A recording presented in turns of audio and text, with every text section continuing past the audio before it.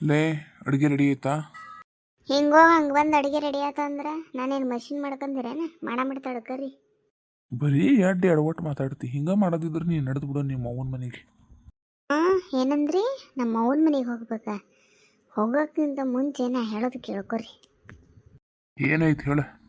ಎಂಗೇಜ್ಮೆಂಟಿಗೆ ಖರ್ಚು ಮಾಡಿ ದುಡ್ಡು ಕೊಡ್ರಿ. ಉಂಗುರ ಚೈನ್ ಕೊಡ್ರಿ. ಎಂಗೇಜ್ಮೆಂಟಿಗೆ ಬಟ್ಟೆ ಕೊಟ್ಟಿದ್ವಲ್ಲ ಅದ್ರದ್ದು ದುಡ್ಡು ಕೊಡ್ರಿ. ಎಂಗೇಜ್ಮೆಂಟಿಗೆ ಅಷ್ಟೆಲ್ಲ ನೆಂಟು ಕರ್ಕೊಂಬಂದಿರಲ್ಲ ಅವ್ರಿಗೆ ಊಟ ಹಾಕಿದ ಖರ್ಚು ಕೊಡ್ರಿ.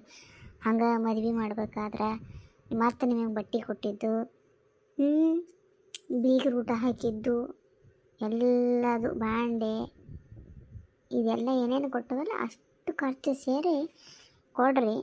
ನಮ್ಮ ಅವ್ವನ ಮನೆಗೆ ಹೊಕ್ಕಾನೆ. ನಮ್ಮ ಅವ್ವ ಏನು ಹಂಗೆ ಬಿಟ್ಟು ಬಿದ್ದಾಳೇನು? ನಿಮ್ಮ ಅವ್ವನ ಮನೆಗೆ ಹೋಗಿ ನಿಮ್ಮ ಅವ್ವನ ಮನೆಗೆ ಹೋಗೋಣಕ್ಕೆ ನೀನು ಹೆದರ್ಸೋಕೆ ಅಂದ್ಬಿಟ್ರೆ ಇವಕ್ಕೆ ನಾನು ಗ್ರಹಚಾರನ ಬಿಡಿಸಂಗೆ ಕಂಡ್ಲಲ್ಲಪ್ಪ. ನೋಡ್ರಿ ಇನ್ನೊಂದು ಸರಿ ಏನಾದ್ರೆ ನಿಮ್ಮ ಅವ್ವನ ಮನೆಗೆ ಹೋಗಂತ ಅಂದ್ರೆ ಅವಾಗ ಬೇರೆನೇ ಐತಿ.